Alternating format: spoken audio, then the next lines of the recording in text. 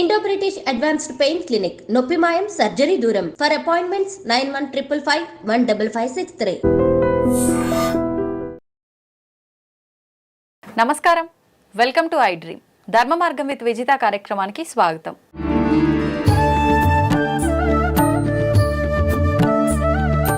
ప్రస్తుతం మనతో పాటు ఉన్నారు ప్రముఖ ఆధ్యాత్మికవేత్త, ప్రముఖ జ్యోతిష్య పండితులు సుభాష్ శర్మ గారు. ఇప్పుడు వారితో మాట్లాడిద్దాం. నమస్కారం గురుగారు. శ్రీమాత్రే గురుగారు, అమావాస్య ఈసారి వచ్చే ఈ అమావాస్యని మౌని అమావాస్య అంటారని చెప్పి విన్నాను. నిజంగా ఈ అమావాస్య ప్రత్యేకత ఏంటి? ఇప్పుడు కుంభమేళా జరుగుతోంది, ఆల్రెడీ మహాకుంభమేళా. ఆ రోజున ప్రత్యేకించి అక్కడ కూడా చాలా రకాల విధి విధానాలు జరుగుతాయని, పెద్ద పెద్ద ఋషులు అలాంటి వాళ్ళు కూడా కొన్ని వేల సంవత్సరాలు ఉన్న వాళ్ళు అక్కడికి వచ్చి స్నానం ఆచరిస్తారని విన్నాను.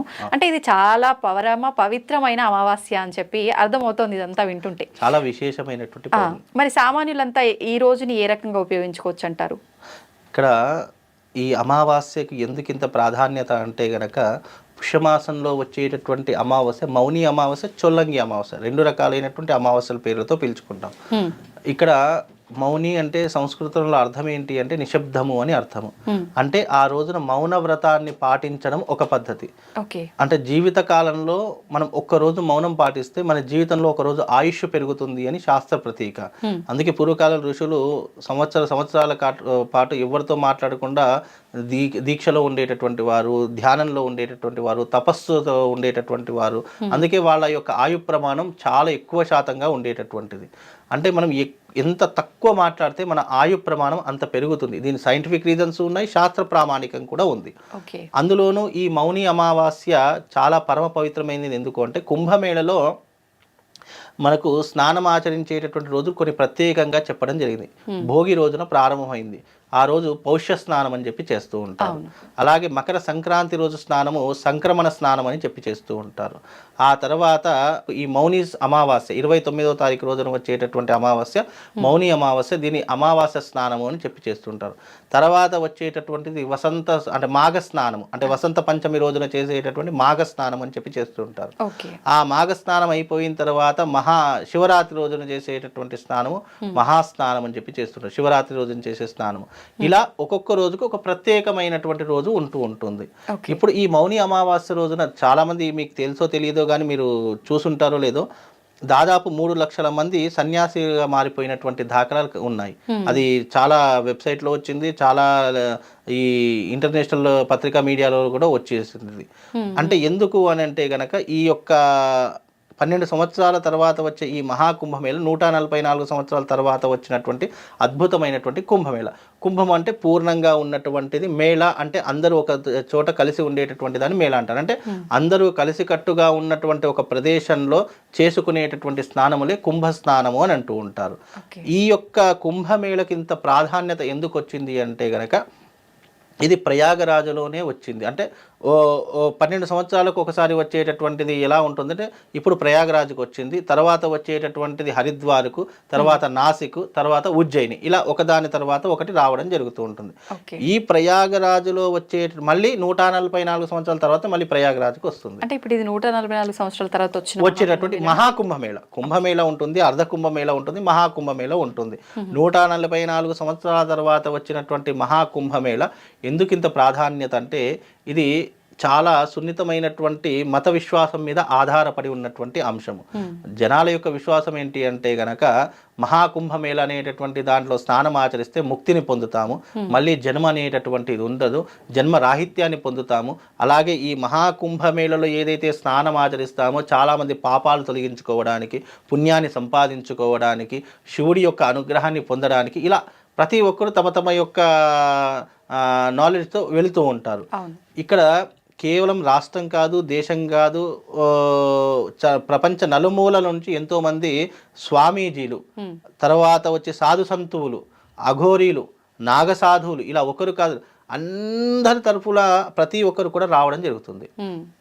ఈ కుంభమేళలో చాలామంది అఖాడీలుగా మారిపోతూ ఉంటారు. ఇప్పుడున్నటువంటి ప్రస్తుతం ఎందుకు అఖాడీలుగా మారిపోతున్నారు అని అంటే కనుక, జీవితం మీద విరక్తి చెందినటువంటి వాడు, జీవితంలో అన్నీ చూసేసినటువంటి వాడు, ఇక జీవితం ఇంతతో నా జీవితం అయిపోయింది, ఈ మిగతా జీవితం అంతా కూడా భగవంతునికి లీనమైపోవాలి, భగవంతునికి అంకితం చేయాలి అనేటటువంటి దాని నుంచి పుట్టినటువంటిదే ఈ సన్యాసి తత్వము. ప్రతి ఒక్క మనిషి జీవితంలో గృహస్థాశ్రమం ఉంటుంది, బాలాశ్రమం, గృహస్థాశ్రమం, సన్యాసాశ్రమం. ఇక మనము జీవితంలో డబ్బుని చూసాము, పరువుని చూసాము, హోదాని చూసాము, ఎన్నో రకాలైన లగ్జరీ లైఫ్ అన్నీ చూసాము, సాంసారికమైనటువంటి జీవితాన్ని ఇన్ని చూసిన తర్వాత మనిషికి ఏమవుతుంది, విరక్తి పడుతుంది. అన్నీ చూసేసాము, ఇంకేంది చూడ్డానికి అన్నటువంటి దాని నుంచి పుట్టినటువంటిదే ఈ సన్యాస ఆశ్రమం. ఇక వాళ్ళు ఒక్కసారిగా సన్యాసం తీసుకున్నారు, అఘోరీగులుగా నాగసాధువులుగా మారిపోతున్నారంటే వాళ్ళు అఖాడీలో చేర్చేసుకుంటారు. అఖాడీ అంటే మనం చిన్నప్పుడు చదువుకోవడానికి స్కూల్ ఎలాగైతే ఉండేటటువంటిదో, మనకు విద్యాభ్యాసాలు ఎలా అయితే నేర్పించారో, అఖాడీలో ఏ విధంగా నాగసాధువులు ఉండాలి, ఏ విధంగా అఘోరుల యొక్క ప్రవర్తన ఉండాలి, అదే రకంగా ఏ రకమైనటువంటి జీవన విధానం ఉండాలి అనేటటువంటి నేర్పేటటువంటిది ఆఖాడీ సంస్థ.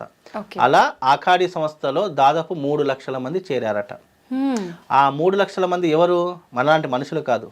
ఐఏఎస్లు, ఐపీఎస్లు, డాక్టర్సు, ఇంజనీర్సు, తర్వాత పెద్ద పెద్ద బిజినెస్ మ్యాగ్నెట్లు, ఇలా ఎంతో మంది గొప్పనైనటువంటి వాడు ఆఖాడీలో చేరారట. చదువుకున్న వాళ్ళే, చాలా చదువు, కేవలం మన దేశం కాదు, దేశ విదేశాల నుంచి వచ్చి చేరారట. మనకు ఆల్రెడీ ఇప్పుడు చూస్తున్నాం సోషల్ మీడియాలో, ఇప్పటికే చాలా మంది ఇలాంటి వాళ్ళు చదువుకున్న వాళ్ళు ఆఖాడీలో చేరారు, సన్యాసం తీసుకుంటున్నారు. అంటే అంత గొప్పనైనటువంటి వాళ్ళే మన మత విశ్వాసం మీద ఇంత నమ్మకం పెట్టుకున్నారు.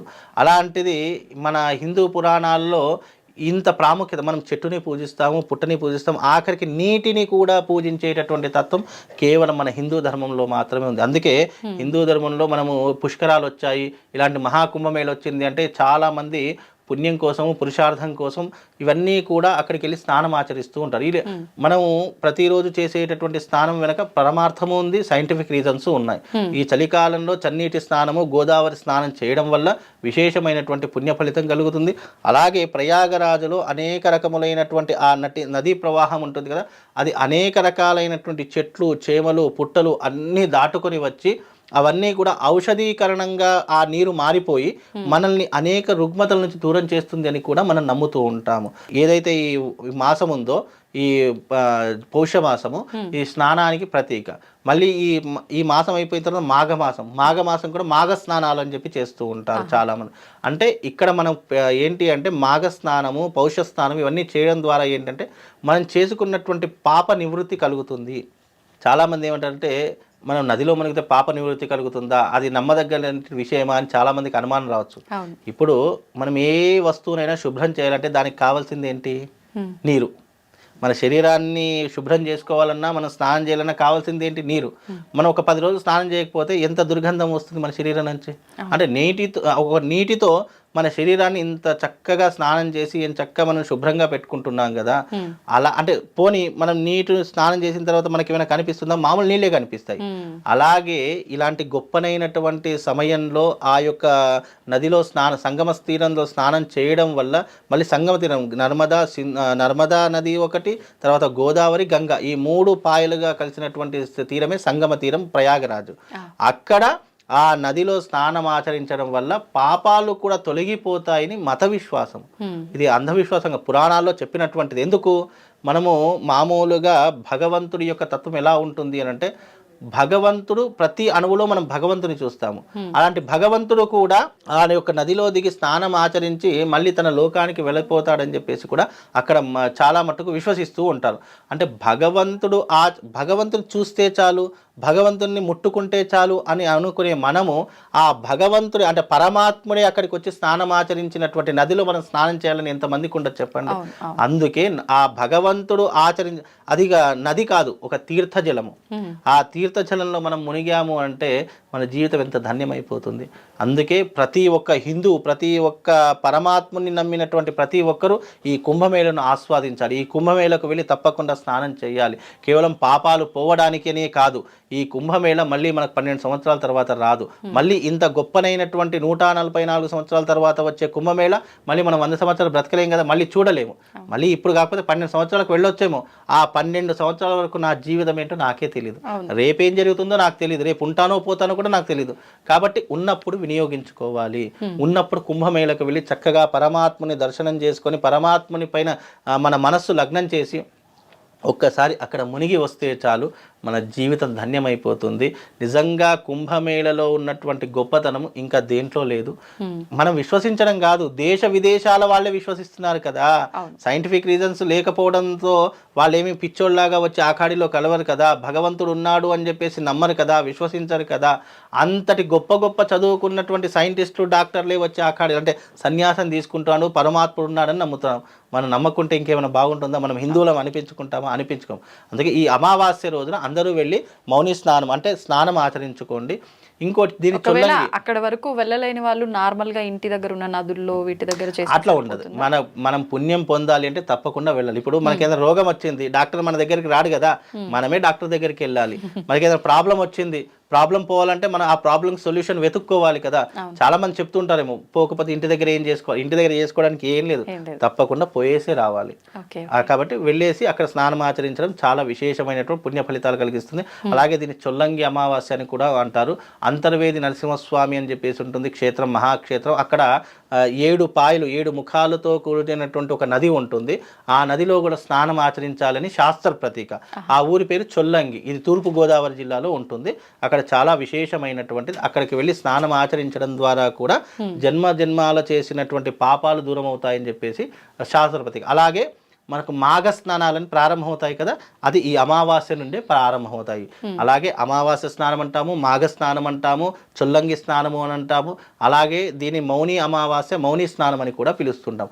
ఆ రోజున ముఖ్యంగా చేయవలసింది మౌనవ్రతము, దాన ధర్మము, పిండ ప్రదానం అంటే పితృదేవులకు శ్రాద్ధ కర్మలు, పిండ ప్రదానములు, అర్ఘ్య ప్రదానములు. అలాగే ఆ రోజున తప్పకుండా చేయవలసింది శివారాధన. ఇవి చేసుకుంటే మనిషి జీవితంలో అత్యంతమైనటువంటి పుణ్య ఫలితాలను పొందుతారు. ధన్యవాదాలు గురుగారు.